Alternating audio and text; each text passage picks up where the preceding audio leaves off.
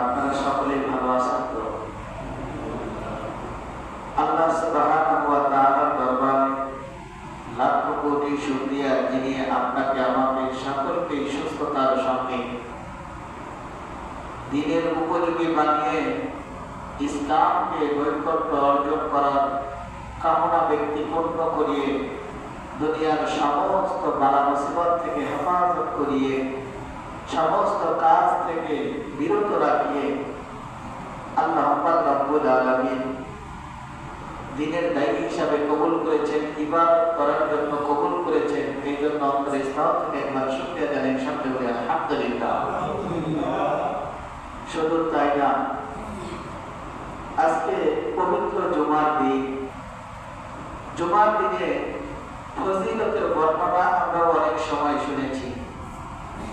যখনই জুমার জন্য, জুমার সালাতের জন্য কেউ আকৃতি বোধ মনে করে, অন্তরের মধ্যে আনে যে আমি জুমার নামাজ আদায় করার জন্য গোসল করতে গেলাম, রহমতের ফেরেশতা সঙ্গে সঙ্গে ওই বান্দার উপর রহমত নাযিল করেন। সুবহানাল্লাহ।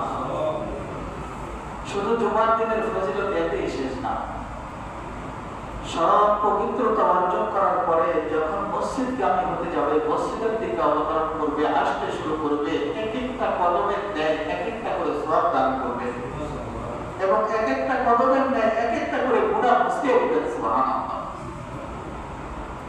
একটা বার যদি আপনি আমি নিজে পূর্বের দিনের দিকে খেয়াল করি, যে দিনগুলো আপনি আমি অতিক্রম করে চলে এসেছি, সেই দিনগুলোর দিকে যদি একবার নজর ফিরায়, জীবনের এমন কোন দিন যায় নাই যে দিনের মধ্যে আপনি আমি সগীরা গুনাহ করি নাই।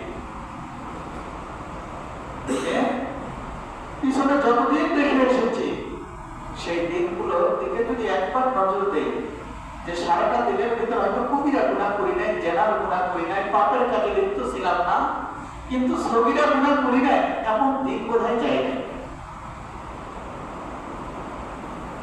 তো আসলে আল্লাহ পাক রব্বুল আলামিন এই 12টা মাসের মধ্যে রমজান মাসকে এত উত্তম মাস হিসাবে প্রতিধ্বনিত দান করেছেন।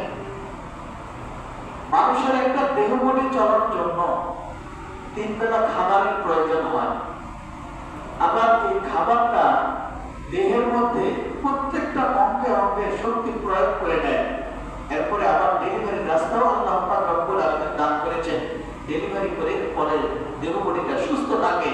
যদি কেউ খাবার খাওয়ার পরে ডেলিভারি না করতে পারে, দেহটা যেমন অচল হয়ে যাবে, এই 12টা মাসের মধ্যে আল্লাহ পাক রব্বুল আলামিন রমজান মাসকে এত উত্তম মাস হিসাবে প্রতিধ্বনিত দান করেছেন যে মানুষ 11টা মাসের মধ্যে যে গুনাহ কামাই করেছে, যে বদকাজের মধ্যে লিপ্ত ছিল, যে পাপের কাজে লিপ্ত ছিল, সগীরা কবিরা জেনার গুনার অভাব নাই।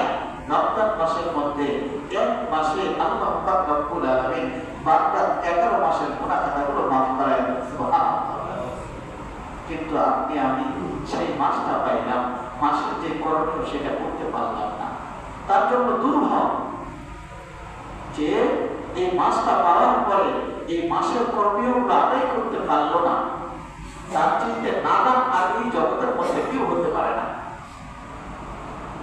আমি প্রথমে যে আয়াতটা আপনাদের সম্মুখে তেলাওয়াত করেছিলাম, আয়াতের অর্থের মধ্যে আল্লাহ পাক রব্বুল আলামিন বলেন যে হে ঈমানদারগণ, আসলে আপনি আমি যে মুসলমান দাবি করি, নামের শুরুতে মুহাম্মদ লাগে, পিতা মাতা মুসলমান ছিল, আপনি আমিও সেই শুরুতে মুসলমান। কিন্তু কোরআনী ভাষায় আপনি আমি যে ঈমানদার, আপনার আমার যে ঈমান আছে, আপনি আমি সর্ব অবস্থায় বলে থাকি যে লা ইলাহা ইল্লাল্লাহ বিদ-দারকিল আসফালি মিনাল জান্নাহ। আল্লাহ নবী সাল্লাল্লাহু আলাইহি ওয়াসাল্লাম বলে যে আমার উম্মত যখনই এই বাক্য সিদ্ধি জবান দ্বারা উচ্চারণ করলো আর নিজের অন্তরে গেঁথে রাখলো, সেই বান্দা উচ্চারণ করার সঙ্গে সঙ্গে জান্নাতের মেহমান হয়ে গেল। সুবহানাল্লাহ। শব্দটা কি? লা ইলাহা ইল্লাল্লাহ। লা ইলাহা ইল্লাল্লাহ অর্থ হলো আল্লাহ ছাড়া কোনো মাবুদ নাই, কোনো ইলাহ নাই। কিন্তু এটা আপনি আমি জবান দিয়ে বললাম, অন্তরে রাখলাম, মূর্তি পূজাও করলাম, শিরকিও করলাম, বেদাতিও করলাম, গুনাহও করলাম, পাপও করলাম, জানার কাজেও লিপ্ত থাকলাম, তাহলে কিন্তু জবাব দিয়ে বলা হলো, কিন্তু অন্তরে আনানো হয়ে নাই। আর এই বলার দ্বারা যে ফায়দাটুকু পাইত, এর চেয়ে উল্টো ফায়দাটুকু পাবে। কেমন করে? কওমে লূত আলাইহিস সালাতু ওয়াস সালামের জামানায় তারা এমন একটা গুনাহ করেছিলেন যে পুরুষের প্রতি আসক্ত থাকত। সেই সময় আল্লাহ পাক রব্বুল আলামিন কওমে লূতের জের ও জবর এই শব্দটা যখন উচ্চারণ করেছেন, কওমে লূতকে উপর থেকে নিয়ে নিচে লাগায় দিয়েছে, তাদেরকে উল্টো পাল্টা করে দিয়েছে। কিন্তু আজকে আপনি আমি একটা বার চিন্তা করি যে আপনার আমার যে গুনাহগুলো রয়েছে, এই গুনাহগুলো যদি আপনি আমি আল্লাহর কাছে ক্ষমা না চেয়ে দিতে পারি, আল্লাহর যদি নৈকট্য অর্জন করার পরে যদি আল্লাহর কাছে ক্ষমা না চাইতে পারি, তাহলে আপনার আমার কি অবস্থাটা দুনিয়ার মধ্যে হবে? আজকে শুধু হতাশ যে আমি এটা চাই কিন্তু পাই না, আল্লাহর কাছে 2 রাকাত নফল নামাজ পড়ে চাইলাম, তাও পূর্ণ করলো না। আপনি আমি যে নামাজটা পড়েছি, এই আয়াতের প্রথম অর্থই ছিল, হে ঈমানদারগণ যারা ঈমান আনয়ন করেছে, হে ঈমানদারগণ তোমরা পূর্বের ন্যায় সিয়াম সাধনা করো, রোজা রাখো।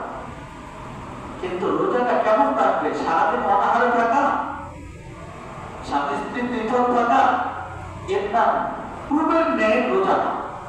পূর্বের ন্যায় রোজা হলে এমন আল্লাহ পাক রব্বুল আলামিনের নৈকট্য অর্জন করা, যে রোজা রাখতে গেলে রোজার যে সমস্ত নীতিমালাগুলো রয়েছে, আমি এরও আগের জমায় বলেছি যে 5টা কাজ সকলের মস্তিষ্কের মধ্যে রাখতে হবে।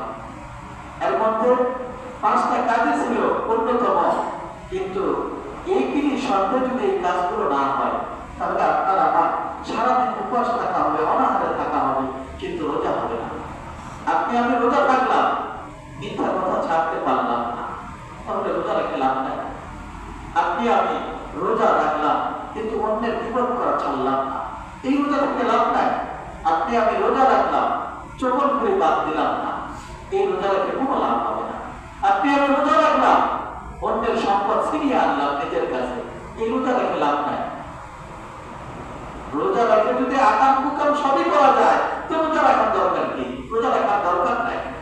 11টা মাসের মধ্যে 12টা মাসের মধ্যে যে একটা মাসকে উত্তম মাস হিসেবে প্রতিধ্বনিত দান করেছেন, যে বান্দা হালাল কিছু ভক্ষণ করে হালাল পন্থায় থেকে হালাল রোজাটা নিজের জীবিকা হিসেবে পণ্য দান করবে, ওই বান্দা আল্লাহর নৈকট্য অর্জন করতে পারবে। কিন্তু আপনি আমি জানি সবই, কিন্তু মানতে গেলে কষ্ট নিজের উপরে চেপে বসে। রোজা রাখলাম, রোজা রাখা অবস্থা আপনি আমি জানি যে মানুষকে তুচ্ছ করা যাবে না। আপনি আমি সকলেই জানি যে আমি একজন মানুষ, আরেক মানুষকে তুচ্ছ তাচ্ছিল্য করা যাবে না, যদিও মানুষ ভুল করতে পারে, মানুষ মাত্রই ভুল করে। কিন্তু আপনি আমি রোজা রাখা অবস্থা একজনকে এমন ভাবে তুচ্ছ তাচ্ছিল্য করলাম, সে অন্তরের মধ্যে কঠিন বেদনা পাইল, মানে দুঃখ পাইল। এই কষ্ট পাওয়ার কারণে আপনি যে রোজা রেখেছেন, এই রোজাটা হালকা তো হয়েছে দূরের কথা, রোজাটাই নষ্ট হয়ে গেছে। রোজা রাখার নীতিমালা ছিল আপনি আমি সেই রোজা রাখবো। পূর্বের দিনে আল্লাহ পাক রব্বুল আলামিনের জন্য যে সমস্ত আহ্বায় মুস্তাহিদ্দিন, তবে তাবিঈন, সিদ্দিকিন ওয়া শুহাদা যারা রোজা রেখে আল্লাহর নৈকট্য অর্জন করেছে, সেই রোজা রেখে আল্লাহর নৈকট্য অর্জন করা। কিন্তু আপনি আমি মানুষ দেখানো যদি রোজা রাখি, তাহলে হাদিসের মধ্যে উল্লেখ রয়েছে ইন্নামাল আমালু বিন্নিয়াত ইন্নামা লিকুল্লিমরিইন মা নাওয়া ফামান কানাত হিজরাতুহু ইলাল্লাহি ওয়া রাসূলিহি ওয়া মান কানাত হিজরাতুহু ইউসিবুহা ওয়া ইমরাতুহা। যদি আপনার আমার হিজরতটা আল্লাহ এবং আল্লাহর নবীকে পাওয়ার উদ্দেশ্যে হিজরত করি, আল্লাহ পাক রব্বুল আলামিন বলেন ওই বান্দা আল্লাহ এবং আল্লাহর নবীকেই পাবে। আর যার হিজরত হবে কোন একটা সুন্দরী মেয়েকে পাওয়ার জন্য, সে দুনিয়ার বুকে সেই সুন্দরী মেয়েটাই পাবে। ও দোস্ত বুজুর্গ, আসলে এত কথা বলার উদ্দেশ্য একটাই রমজান মাসের সিয়াম সাধনা পালন করলাম, কিন্তু সিয়াম পালন করতে গিয়ে যে জিনিসগুলো করণীয় ছিল সেগুলো করতে পারলাম না, যেগুলো বর্জনীয় ছিল সেগুলো বর্জন করতে পারলাম না, আপনার আমার উপবাস থাকা ছাড়া অন্য কিছু হবে না। ঠিক আপনি আমি যদি রোজা নিজের অন্তরে বিশ্বাস করে আল্লাহকে রাজি খুশি করার উদ্দেশ্যে রোজা রাখি, তাহলে ছোট্ট থেকে ছোট্ট যে সমস্ত গুনার কাজগুলো রয়েছে, মানুষকে তিরস্কার করা, মানুষকে তিরস্কার করা, হাসি ঠাট্টা করা, হাসতে হাসতে ইমাম চলে যায়। এই রমজান মাসে বেশি বেশি কাঁদা।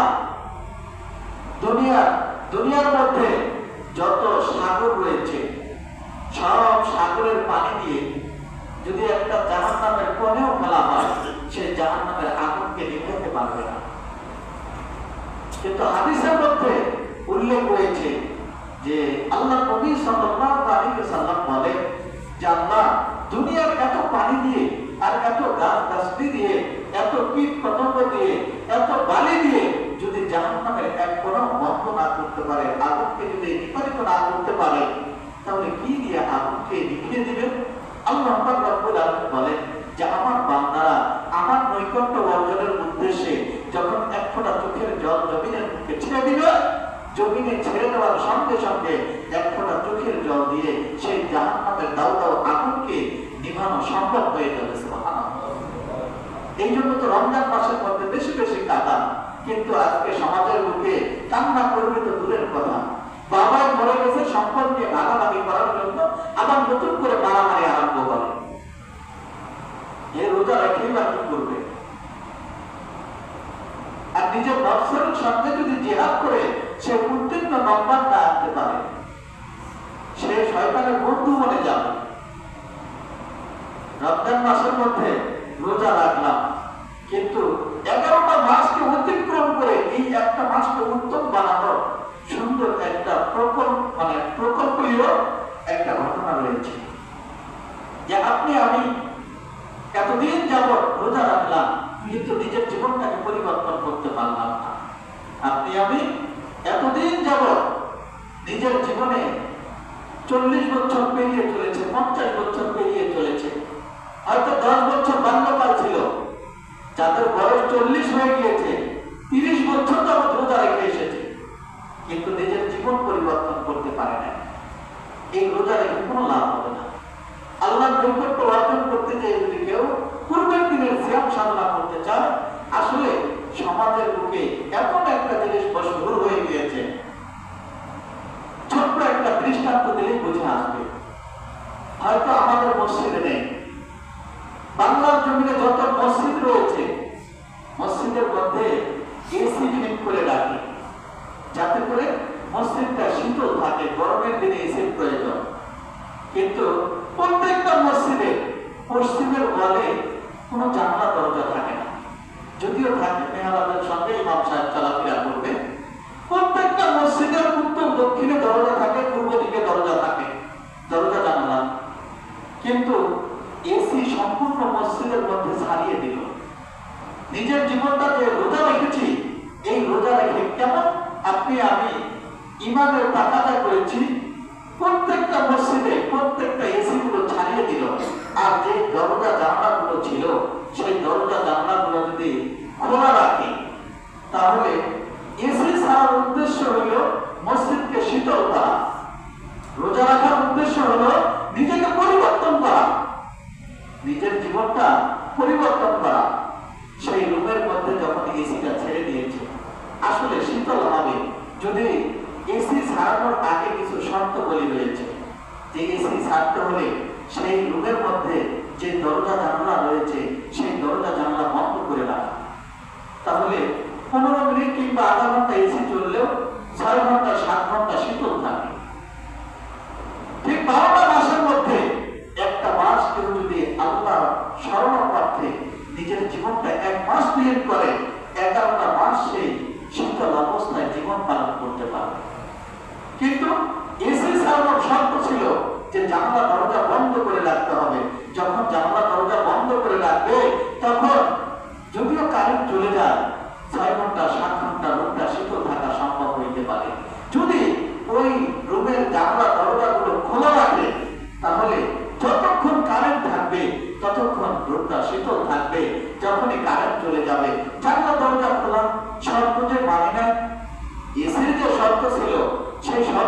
জানে নাই, এই জন্য জানালা দরজা খোলা, যখনই কারেন্ট চলে যাবে রুমটা আস্তে আস্তে কিছুক্ষণের মধ্যে আমার গরম হয়ে যাবে।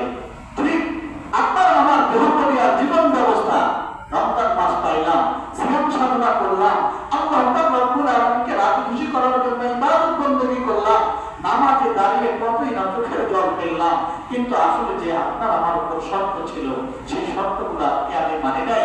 ঠিক তদ্রূপ দুনিয়ার মুখে এসি ছাড়ার পরে দরজা জানালা খুলে রাখলে, শর্তবিহীন এসি প্রয়োগ করার পরে রুম যেমন শীতল রাখা যায় না, আপনি আমি যে সিয়াম সাধনা করলাম, আল্লাহ রব্বুল আলামিনকে রাজি খুশি করার জন্য ইবাদত বندگی করলাম, শর্তগুলো না মানার কারণে আপনার আমার শুধু উপাস থাকা ছাড়া আর এই কষ্ট করা ছাড়া কেশাল্লাহ পাওয়া ছাড়া অন্য কিছু থাকবে না। আপনি আমি দুনিয়ার বুকে আল্লাহকে পাওয়ার জন্য নিজের জীবনগুলো বিলীন করে দিলাম, কিন্তু কোনটা জায়েজ কোনটা না জায়েজ এতটুকু পৃথক করতে পারলাম না। তাহলে আপনার আমার এই জীবনটা অতিবাহিত করাটাই বোকামি আর পাগলামি ছাড়া কিছু হবে না। আপনি আমি হারাম কোনটা হালাল কোনটা জেনে বুঝেও সঠিক সিদ্ধান্ত নিজে নিতে পারলাম না। তাহলে আপনার আমার এই দেহবলি দিয়ে আর আপনার আমার এই ইমান দিয়ে দুনিয়া তো দূরের কথা, পরকাল তো দূরের কথা, দুনিয়ায় পার হওয়া কষ্ট হয়ে যাবে। আপনি আমি একজন মানুষ হওয়া সত্ত্বেও আল্লাহ নবী সাল্লাল্লাহু আলাইহি ওয়াসাল্লাম বলেন, আনদাসা আলাইসা মিন্নি, ও মানুষ তুমি মানুষকে ধোঁকা দিলে তো দূরের কথা, জীবজন্তু জানোয়ার কুত্তাকে পর্যন্ত ধোঁকা দেওয়া যাবে। আমরা সমাজের বুকে দেখি, যখন একটা কুত্তায় যদিও কারো খারাপ করে রেখেছে, তাকে ডাকার জন্য একটা শব্দ রয়েছে, সে শব্দ প্রয়োগ করে কুত্তার সঙ্গে প্রবঞ্চনা করে, মানে মিথ্যা তহমত দিয়ে ডাকে, ডাকার পরে তাকে হয়তো শাস্তি করবে। এরকম কুত্তাকে পর্যন্ত আল্লাহ নবী সাল্লাল্লাহু আলাইহি সাল্লাম ধোঁকা দিতে নিষেধ করেছেন। কিন্তু আপনি আমি মানুষ, এক মানুষ হয়ে আরেক মানুষকে, মানুষ তো উত্তম জাতি, এক উত্তম জাতি হয়ে আরেক উত্তম জাতিকে ধোঁকা দিতে একটু অন্তরের মধ্যে দুঃখ জাগে না। তাহলে এই অন্তর দিয়ে আপনি আমি কেমনে জান্নাত পাবো? যে কলমটা দিয়ে একটা বারো ইচ্ছা হয় না যে আপনি আমি গুনার কাজ করলাম, কিন্তু মনের মধ্যে গুনাহটা প্রয়োগই হলো না, আপনি আমি কষ্টই পাইলাম না। তাহলে এই অন্তর দিয়ে আপনি আমি এই উদ্দেশ্য নিয়ে জান্নাতের মধ্যে অর্জিত হতে পারব। একটা বার তো নিজের মনটাকে বুঝতে পারব দরকার, এবং আমি মুমিন, আমি মুসলমান, আমি উত্তম জাতি, আমি মানুষ। আল্লাহ পাক রব্বুল আলামিন দুনিয়ার সব কিছু যদিও মানুষের চেয়ে বড় বড় দানব সৃষ্টি করে রেখেছেন, কিন্তু এই মানুষ ছাড়া কোনো জিনিস সুবল দুনিয়ার বুকে চলমান নাই। একটা মানুষের যে দেহপরি আকৃতি রয়েছে, এর চাইতে একটা হাতির কি আকৃতি আর শক্তি কম? কম না, অনেক বেশি। কিন্তু হাতিটাকে দুনিয়ার বুকে চালানোর জন্য যে ব্রেনটা প্রয়োগ করে, সেটাও একটা মানুষের ব্রেন। যত কলকারখানা রয়েছে, যত ইঞ্জিন যুক্ত জিনিস রয়েছে, সব কিছু মানুষের চেয়ে শক্তিশালী, অনেক অনেক শক্তি, অনেক পাওয়ার, কিন্তু মানুষের কাছে সে মাত্র। কিন্তু সেই মানুষ হওয়া সত্ত্বেও আপনি আমি দুনিয়ার বুকে বসবাস করলাম, কিন্তু জান্নাত কামাই করতে পারলাম না। লা ইলাহা ইল্লাল্লাহ বিতারকিল আসফারি মিনাল জান্নাহ, আসরিয়ামু জান্নাহ, সব কিছু জান্নাত মানলাম না। তাহলে জানাই হবে, কিন্তু আসলে এই জানাই কোনো কাজে আসবে না। ঠিক যেমনি ভাবে রুমে এসে ঠিক করলাম শীতল আনার জন্য, কিন্তু শর্তগুলো না মানার কারণে যে অবস্থা, আপনি আমি মুসলমানের ঘরে জন্মগ্রহণ করেছি, মুসলমান অবস্থায় রয়েছি, আপনার আমার দেহ থেকে যতগুলো বাচ্চা পরিত হইতেছে, নতুন প্রজন্ম, তারা মুমিন হিসেবে চিহ্নিত থাকবে, কিন্তু ঈমান থাকবে না। যদি ঈমানই না থাকে, তাহলে এই দেহবলি দিয়ে পরকাল তো দূরের কথা, দেহকালী কোনো কাজে আসবে না। শুধু হতাশা করা ছাড়া আর নিজের অন্তরে কষ্ট পাওয়া ছাড়া। নিজের অন্তরের কষ্ট মোচন করতে, হতাশ বন্ধ করতে একটাই রাস্তা রয়েছে, সেই রাস্তাটা হলো খায়রুম মিন আলফি শাহর। 11টা মাসের মধ্যে এই উত্তম মাস, আর এই রমজান মাসের মধ্যে এমন একটা রাত্রি রয়েছে যে রাত্রি এক রাত্র ইবাদত করলে 1000 রাত্রের ইবাদতের চেয়ে উত্তম রাত হিসেবে গণ্য করেছেন। এই শবে কদরের রাত্রে আপনি আমি যে ইবাদত করব, আপনি আমি চিনব কেমন করে যে কোন রাতটা শবে কদরের রাত হবে? আল্লাহ নবী সাল্লাল্লাহু আলাইহি ওয়াসাল্লাম বলেন যে শবে কদরের রাতটা কোন রাতটি হবে?